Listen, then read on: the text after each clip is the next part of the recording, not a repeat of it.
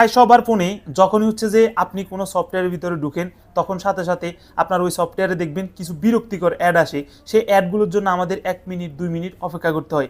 আজকের এই ভিডিওটা যদি দেখেন আপনার ফোনে আর কখনো কোনো সফটওয়্যারের ভিতরে ঢুকলে কখনো অ্যাড আসবে না, টোটালি বন্ধ হবে।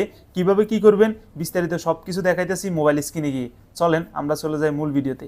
সেটিংটা করার জন্য আপনাকে হচ্ছে যে চলে যেতে হবে সেটিংয়ে গিয়ে আপনার হচ্ছে যে এখানে লিখতে হবে ডিএনএস। এই সার্চ অপশন আপনারা লিখতে হবে ডিএনএস, ঠিক আছে, বড় হাতের ডিএনএস লিখে হচ্ছে যে আপনারা সার্চ দিবেন। এই যে দেখেন সার্চ দেওয়ার সাথে সাথে প্রাইভেট ডিএনএস নামে একটা অপশন চলে আসছে। এই অপশনটার উপর একটা ক্লিক করে দিবেন। ক্লিক করে দিলে এখানে এই যে দেখেন আপনাদের আমার অফ আছে, অটো আছে, এবং হচ্ছে যে আপনাদের যে কাজটা সেটা হচ্ছে যে এই অটোর উপর একটা ক্লিক করে দিবেন। এখানে হচ্ছে যে যখনই হচ্ছে যে এটার উপর ক্লিক করবেন, এটার উপর ক্লিক করার পর এখানে নিচে একটা অপশন চলে আসবে। এখানে এই যে আমার যে লেখাটা আছে dns.adguard.com, ঠিক আছে।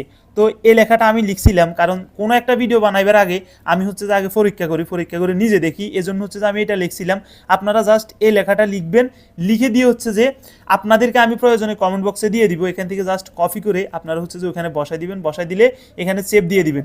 সেভ দিয়ে দিলে আপনার ফোনে আর কখনো কোনো সফটওয়্যারে ঢুকলে বিরক্তিকর অ্যাড আসবে না।